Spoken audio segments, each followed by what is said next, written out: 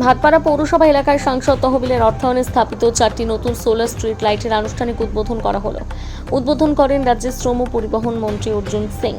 এই উদ্যোগের ফলে সংশ্লিষ্ট এলাকায় রাস্তা এবং জনবসতিপূর্ণ অংশে রাতের আলোর ব্যবস্থা আরও উন্নত হবে বলে আশা প্রকাশ করেন উপস্থিত বিশিষ্টজনেরা। স্থানীয় বাসিন্দারা এই প্রকল্পকে স্বাগত জানিয়ে জানান, সোলার লাইট স্থাপনের ফলে একদিকে যেমন পরিবেশ বান্ধব বিদ্যুৎ ব্যবস্থার ব্যবহার বাড়বে, অন্যদিকে রাতের নিরাপত্তা আরও জোরদার হবে।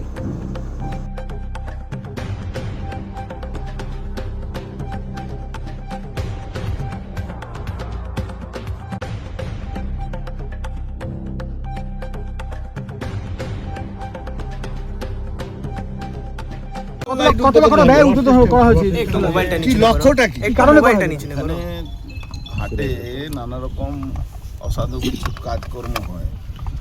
এবার রাত্রিবেলা অন্ধকার থাকে, এই জন্য এখানে লাইট লাগানো হয়েছে। একটা তো ছট পুজোর সময় সমস্যা থাকে, সেটা মিটে যাবে। 1000 ওয়াট এখানে সোলার লাইটের ব্যবস্থা আছে। এবার তারপরে এই অসাধু শক্তিরাও বাইরে থেকেও লোক নজরদারি করবে। বিভিন্ন হিন্দু সামাজিক অনুষ্ঠানও তো সব রকম সামাজিক অনুষ্ঠান এখানে হয়। যে কেউ মারা গেলে এখানে শ্রাদ্ধ পিণ্ড দান হয়, সব ব্যবস্থা আছে, যেন করে দেওয়া হয়েছে। এখানে আমাদের এই জল একটু এই গঙ্গা ভাঙন ধরছে, এখানে এই একটা সমস্যা আছে। দেখি আগামী দিন কিছু করা যেতে পারে। ভাঙন দিয়ে কিছু চিন্তা ভাবনা করছেন? ভাঙনটা কেন্দ্রীয় সরকারের সঙ্গে আমাদের কথা হচ্ছে, এই গঙ্গা ভাঙনকে রুখতে জন্য একটা পার্মানেন্ট কোনো সলিউশন বের করা। যেরকম বিহারে ডাবল ইঞ্জিন সরকার আছে, ওই আপনার পাটনা থেকে বেনারস অব্দি একদম ম্যারিন ড্রাইভ মতন বানাচ্ছে।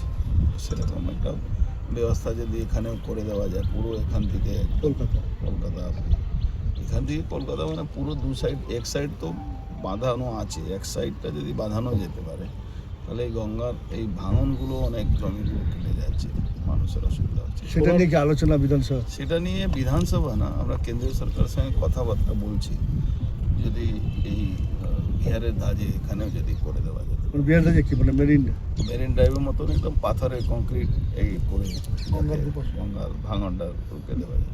সৌন্দর্য বাড়বে, সৌন্দর্য তো বাড়বেই, প্লাস মেন আছে প্রোটেকশন অফ ল্যান্ড, এটা একটা সমস্যা।